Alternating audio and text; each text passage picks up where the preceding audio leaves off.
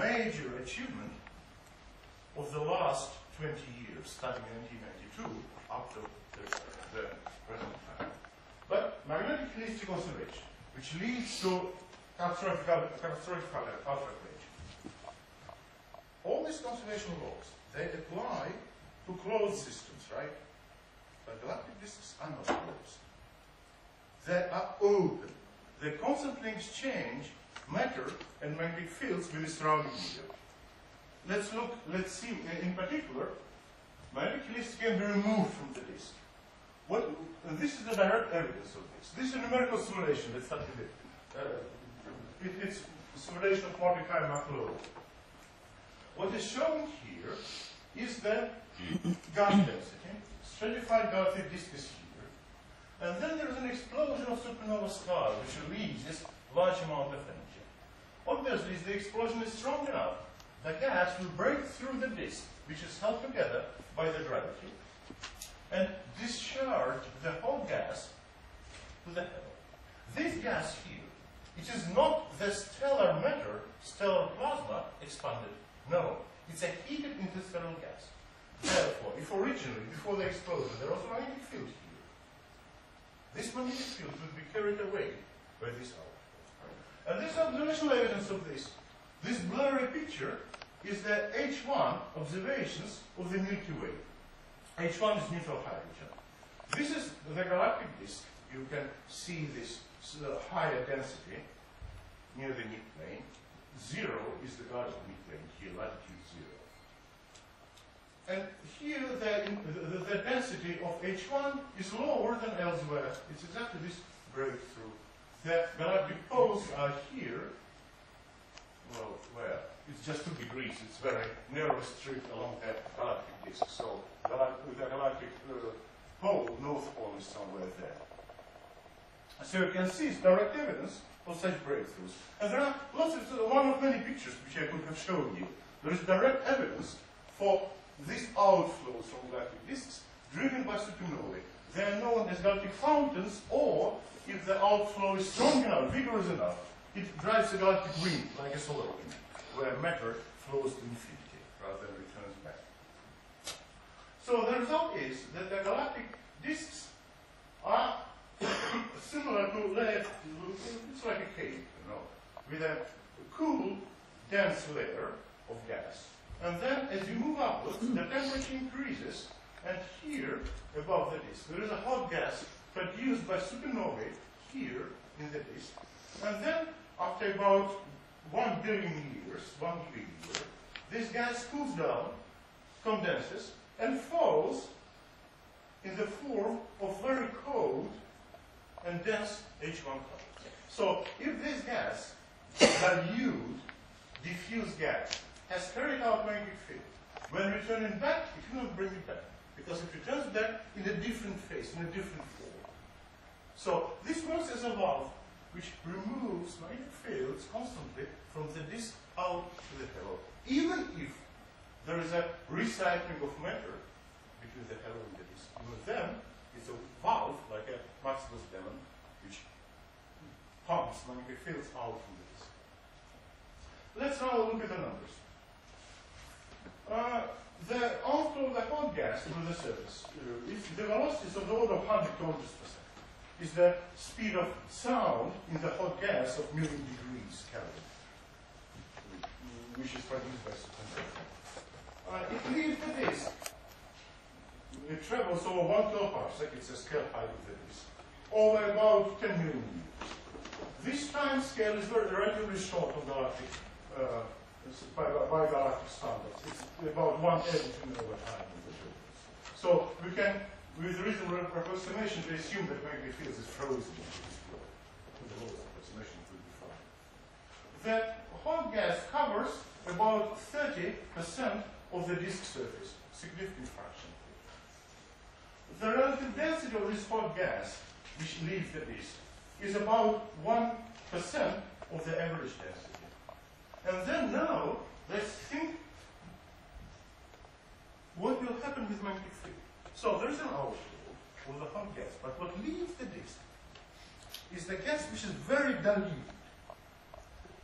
When it expands, a as I tried to argue, that to the first approximation you can think about flux conservation. Therefore, if magnetic field in this on average is 1 microgauss, say, after the expansion it will be smaller, right? Because of the flux conservation. And the field, magnetic field carried by this gas will be bigger than average. This means that they're relevant if you want to know how much of the magnetic flux is removed or energy. The relevant quantity is not this linear velocity, but the mass average velocity. If you wish, magnetic field is coupled to gas particles, frozen in. Therefore, to understand how much magnetic field we are removing, we need to count the particles which leave the distance, or the velocity, but the mass flux is not. Therefore, the relevant velocity for mean field models, which do not include this multi-phase structure, the relevant velocity is the mass average velocity, which is obtained from this velocity by just, well, multiplying by the density of the gas that leaves, divided by the average density, which is 100 times smaller than this. And here I should say that there was a sense that our papers actually with you, and our first paper with Dmitry in 1990, then there were papers since 1992 and 1993 with Axel. And then the last paper that I know on this subject was published last year by David Moss and Dmitry about the effects of these flows and mean field dynamos, where people take a mean field dynamo model, people, I mean me as well, and consider a miracle circulation of this stuff. And just all of these papers, including the last year paper, take 100 kilometers per second at typical speed. I'm sorry to say, Axel and Dmitry, but it's wrong. Because the effective velocity, if you take the velocity in the mean field dynamo equation is 100, this means that effectively you consider the bulk velocity of 100 times 100, it's relativistic velocity. It's close to the speed of light. So all these models effectively we're considering dynamos affected by relativistic outflows, which makes no sense. All this work needs to be regarded, just all. Sorry to say that. Well, so what will be the consequence of this outflow? Of course, this flow will advect magnetic fields, it will advect helicity, it will relieve the disk of some extra helicity. So you want to consider the advection of helicity. And here, I was stuck for a very long time. If you look here, helicity is an integral over the, well, basically infinite volume. It's a number. 527. You cannot write an advection equation for a number. For a number, we can only write on ODE, ordinary differential equation. D by dt is equal to some function. To consider advection, you need to introduce the volume density of the quantity. You cannot consider the advection of the total energy. Total energy is a number characterizing your system. It's not advective, it just exists. It can change in time, but it's a number, it doesn't change in space. Therefore, if you want to consider advection of magnetic helicity, first you need to decide how to define the volume density of the volume density can be defined for helicity, because all this gauge invariance and the fact that magnetic lines can be connected to infinity. So, and then I was completely stuck. There was intrinsic contradiction until there was a breakthrough in the paper of Roman and Axel, who introduced the helicity density, magnetic helicity density, for a random magnetic field. For a random magnetic field with a finite correlation length, the volume is effectively infinite beyond 2 or 3 correlation lengths from a given point. Just by definition, correlation length is finite. Therefore, the contribution to magnetic helicity in regions beyond 2 or 3 correlation lengths from where you are will be 0. So, fantastically, it was a real breakthrough. For random magnetic fields with finite correlation length, you can introduce, in a meaningful manner, volume density of linkages to magnetic field or magnetic fields. And, by the way, thus defined, then electricity density is close to what you will get by using the Coulomb gauge. And then, after that, you immediately write out the evolution equation for heuristic, which will include the advection term, and you will convert it then, well, another assumption. The total helicity could be kinetic helicity plus magnetic one, and magnetic helicity depends on current helicity, and the current helicity depends on the magnetic helicity. It's an assumption, of course, it's an additional assumption. But this assumption, I think, is by far less dangerous than that problem before. Many people, even before this work, were writing advection equations for this without defining its volume density, which I couldn't understand. Now we have an equation which is based on this equation for the helicity, magnetic helicity, the current helicity. And then I will add that equation, this one, to the standard dynamo equations. And for the thin disk, I will neglect all the derivatives except d by dz. And this is my modified equation. It is absolutely similar to what we had before for one-dimensional dynamos, except of this advection term. And this advection term also arises in the equation for the current helicity, for magnetic contribution to the total helicity. This is J dot E. This is the current helicity of the large state. Fine. Now there is something to solve. And to solve it, I will, in fact, do something very simple to start with, just to see if it's worth exploring. I will replace d by dz by 1 over h. It's called no-z approximation. Looks horrible.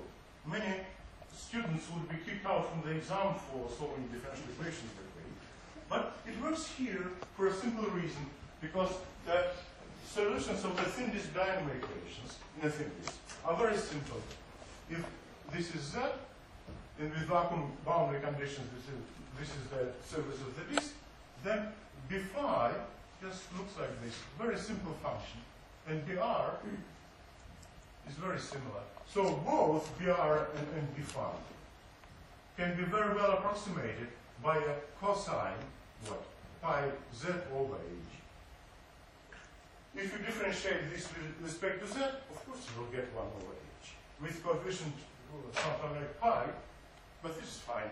You can always use coefficients pi to make your approximation a little bit more accurate.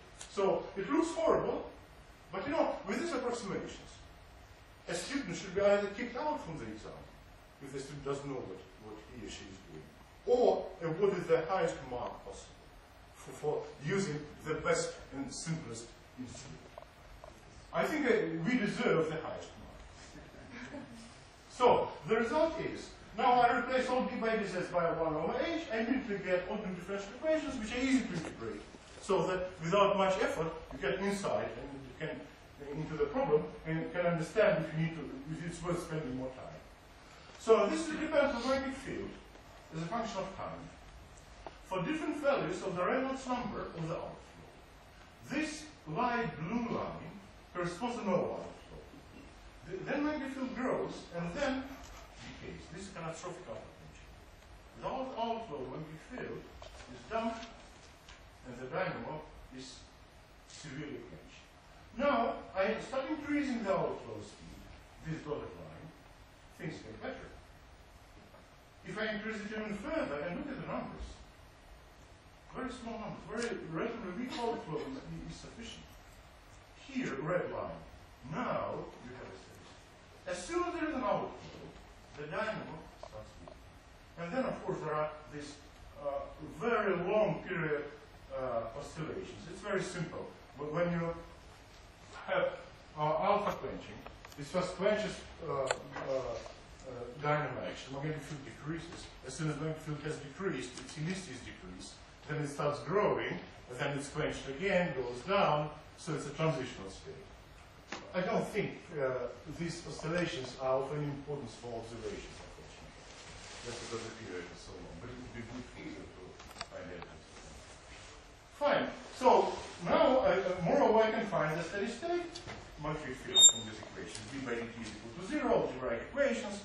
You again start remembering what you were doing at school, and you get this formula. Let's look at it. 4 pi rho v squared is familiar to you. It's kinetic energy of turbulence. C here is, well, more or less geometrical factor, is the ratio of the thickness of the disk and the turbulence scale. L is the turbulence scale. It's a large number, about 50.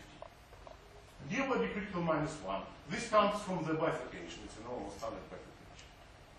Here we are, RU. The steady state magnetic field is proportional to RU.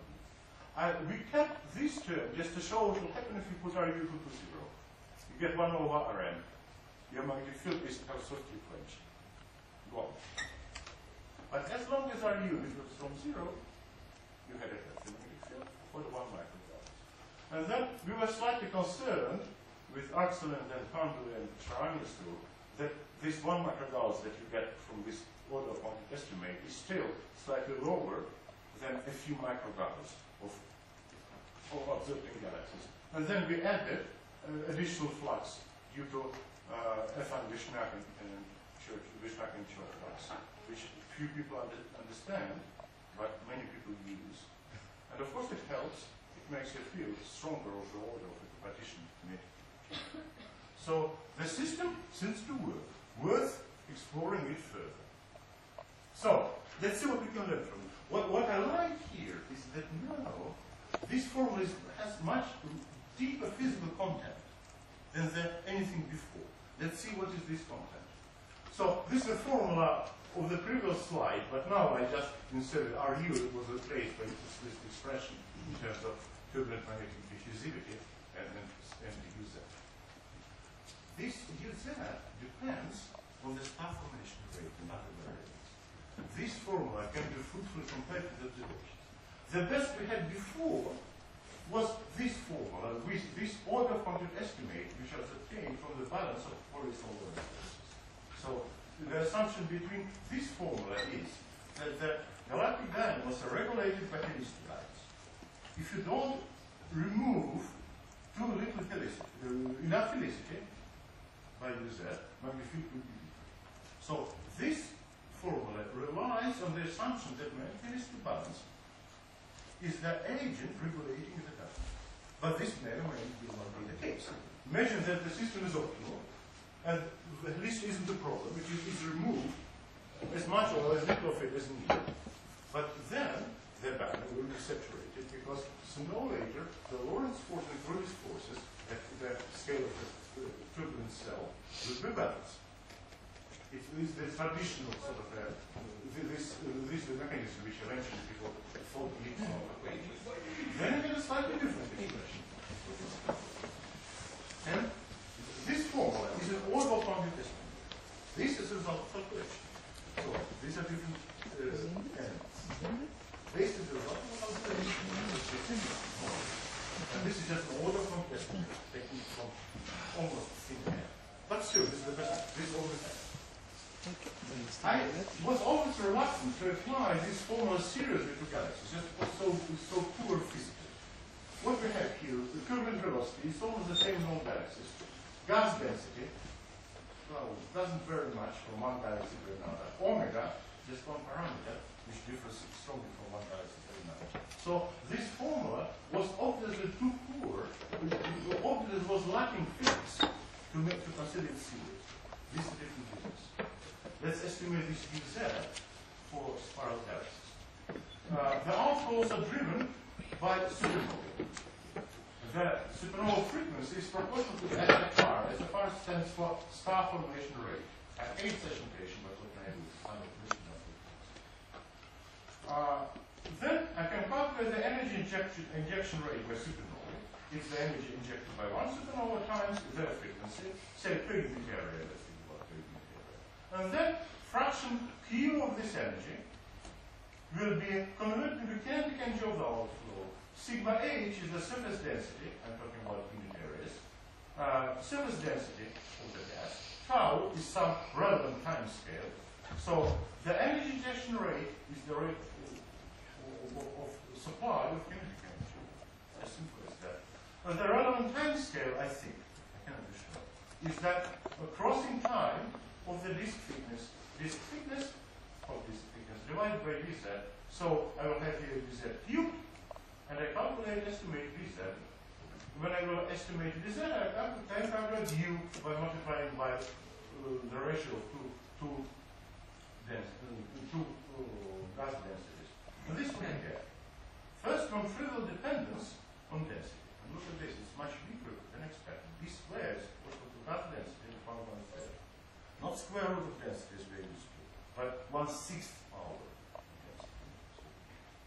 And magnetic field is proportional to the star formation rate to the power 1/3. Star formation rate is a readily observable quantity. Infrared observations give you directly the star formation rate for any galaxy as a function of position. So now I can test this model. I can express everything in this formula in terms of observable quantities. I will do it. I will do it. I will test this formula. I am not sure that it will be confirmed by observations. It can be that observations will disagree with this formula, but still it will be a step forward. I cannot bet that this theory is the right theory of nonlinear dynamics, but this is testable. And this, I think, is a great achievement that we have something testable. This order point estimate gives you something much more boring. Only one observable, basically, this differential rotation enters it. And as far as I know, people tried to fit it. It didn't work quite well. There is definitely, the reality is much more rich than this. Now, since mid-90s, magnetic pitch angles were considered, I forgot to add this slide, were considered to be one of the best observational diagnostics of dynamo action. If there is my galaxy, magnetic fields are invariably have a spiral shape, say directly this way, to the lowest approximation. Most of them are axisymmetric. And this is the pitch angle. I get tangent here. This is pitch angle here. This the advantage is that it's a readily observable quantity, easy to observe. So let's estimate it. So it's BR over B5 in terms of cylindrical components. In the kinematic dynamo, you can easily get the estimate. Tan of P is equal to R alpha over R omega. These are two dynamo control parameters. And then the substitute for R alpha 1 for R omega 10, this will come from the rest measurement. So immediately we get something between 10 and 20 degrees. Here are the observational data for various galaxies, depending on minus P, is minus P degrees, over range of radii. It varies from 10 to 40. So we are just spot on in the middle of the range. Fantastic. And it was Delta Felsner who attracted my attention that the picture is not that good if you consider nonlinear alpha quench dynamics. Then, basically, well, you replace R alpha by R alpha critical, and you get D critical of order 10 divided by R omega. D critical is of order 10, R omega is yes, R omega is over the 10 or 15, you get something smaller than this, somewhere here. In many other areas, people say, well, come on, these are all of estimates, difference by factor 2 is important. But my experience with these estimates, with these dynamo models for galaxies, is that they are fantastically accurate.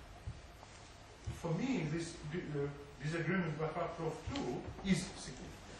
And Detlef was making this point very strongly. What's happening? Non-linear models work worse than linear ones. And now I know the answer. As soon as you include the vertical velocity, the outflow, everything changes. These are my dynamo equations with no z approximation, d by dz replaced by 1 over h. And this are your advection term. This is pi squared over 4br, steady state. This is the diffusion term. This is the alpha effect. Omega effect is here. And then this algebraic equation, I can immediately calculate br over b5. If theories are u here. The boundaries are u. The line is the pitch angle. Now, for u equal to 0, of course, you get about 10 degrees. That's what we had here. But as our u increases, you get even better. You kill another bird with the same stone. The first have constructed a nonlinear dynamo model which agrees with observations better than before. This is what we had before from our quenching model. It's the magnetic pitch angle length 31 down on the nebula. These error bars show the observed values of the pitch angle. between 20 and 5 degrees different radiator. These lines show various kinematic models, which agree reasonably well, I would say, with observation. But these dots in this line show the nonlinear model, alpha potential model, much worse than the kinematic one. Now, we extended the model with alpha with least rebalance to include radial derivatives, and have a model for M31 taking all the information we have of all this galaxy, rotation, field, disk shape, and all these factors. And this is what we get. Magnetic pitch angle in M31 from the model including the least rebalance outflows. For r equal to 0, as before, you get pitch angle to be too small, it's minus close to 0, very tightly one spirals. But as RU increases, you get it larger. And this shaded rectangles are the observations. Gosh, how the model knows where to go? Look at this. I think it's a success. I think it's a success. I think it shows that the model makes sense. It was designed to resolve a theoretical problem. And now we see that this model, which resolves this theoretical problem with circular mention, also agrees with observations better. Fantastic, isn't it? So, without outflows, we have difficulty satisfying the observations. We have difficulties, conceptual difficulties, but then we observe that galactic disks are not closed systems. Therefore, we should talk about not about least conservation, but about least balance. And as soon as we include least balance in the nucleus line equations, we produce magnetic pitch angles better comparable to those observed. And moreover, the model is observationally tested. Thank you. Thank you for a very clear talk, Anwar. Even though I have read all these papers myself, but every time I hear your talk, I learn something new. Thank you. So we have time for 2 or 3 questions. He raised his hand. Anwar, thank you very much for very nice and clear talk. I have just one comment. Of course, David and me was not too stupid to use 100 kilometers per second for meridian flow. Axel will say about him specifically. We used just about 1 kilometer per second and discussed that this 100 kilometers per second would not be in any way this outflow, this quantity which is responsible for near-field theory. If Axel would like to comment what we have done. No, we were doing it together. I remember it quite well. Okay, so I completely agree with you in that the flow effect is very important. And what I could not understand is the model of your equation. So can I see the B2B equation and the alpha equation? So this one. So I don't understand why the velocity itself can enter into the alpha equation. So this alpha is turbulent one or total? Is this equation? No, it's the magnetic part. Magnetic part. Is the correction. Yes, so probability is the kinetic velocity. It's proportional to V dot omega average. Plus the magnetic correction, which depends on the current velocity. Okay, so right? So alpha m is how to say total instantaneous magnetic velocity, not the turbulent part of magnetic velocity. So it's a turbulent part. No, it's a turbulent part. It's a small size. It's a turbulent part. It's a turbulent part. So I don't understand why because turbulence. I think due to Galilei invariance, turbulence itself doesn't depend on the U itself, but I think we have many more questions. But this is the density, it's the volume density. This is the volume density. Therefore, it is advective. Plus, yes, I understand, but still. Is the density? Okay. Plus. So we have question, students. Simon? So what set dependence did you assume for your outflow velocity in that direction? Or was it constant? Well, with no Z approximation, the advantage is that d by dz disappears from the Actually, there's equation. one Just a question constant. there, and maybe Yeah, but wouldn't it be more reasonable to assume a linear increase? Of course, yes. Moreover, we shall try our best, for example, with thread jam, to measure this velocity as a function of Z. First approximation is linear, but God knows, maybe it's parabolic or something else. Yes.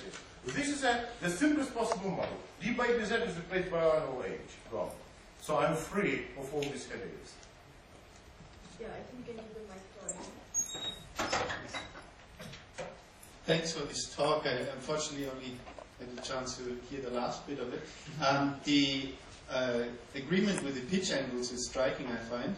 And I think this is a really nice approach. I mentioned on earlier occasions that I believe that the diamagnetic pumping is very important because it enters the equations that we've seen in a different way for the alpha M and for the mean field. So you can actually increase the saturated field strength and maybe even the pitch angles. And might be worthwhile. And if anything, I think you will work in the other way around. Because here we see that this estimate, right? The pumping will be opposed to the outflow. If you reduce the effect of RU, you'll make pitch angle worse, I think. That should be explored. We can discuss that, yes. And it would also be great to compare these directly to the simulations and use the velocity profiles from the simulations. This is now, but now I think the message is that it's worth doing. This old stuff is worth spending some time on. It looks promising. So last question first. One of the problems with catastrophic quenching is you need irreversibility, and you're getting the irreversibility by moving everything outside of the domain, but you still need some reconnection process or something to actually remove the magnetic helicity from the system. It's no use just moving it out; it'll still affect the system unless you reconnect. So what do you envisage for this reconnection process outside of the turbulent domain? Reconnections. Just simple fast reconnection, or Just reconnections, yes. It's a highly turbulent system, and turbulent reconnections. So I don't think there will be. Well, again, I'm not. Of course, if you talk to the connection people, they will say that turbulent connection is a big problem, right? But on the other hand, it's clear that no dynamo can work at all, mean dynamo, without some magnetic dissipation. Therefore, the answer to my question, to your question, will be it will be recurrent in the same way and in many other parts of the theory. I understand it's not a completely satisfactory answer, but at least I'm trying to invoke the opinions of many other people. Let's ask them what they think. just very quickly, it seemed that when your outflow was too big, your dynamo switched off. Was that? Yes. So there's some. Yes. It's also interesting, right? Yes.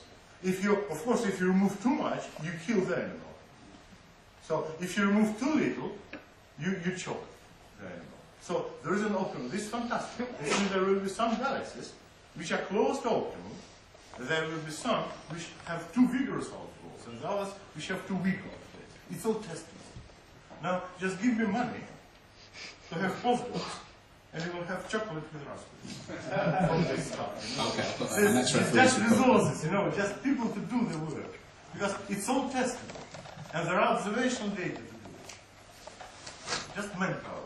But there's a pumping is important because it works against the wind. Yeah, we were making many estimates with Dmitry of this diamagnetism. Yeah, super. But it's included automatically in all the equations. As long as eta, cumulative feasibility, is a function of position, there is this gradient of eta that will automatically be in I'm not including it here just because it will not work at this level. Yeah, so we'll have more time Thank for you. discussions. And let us thank the speaker again.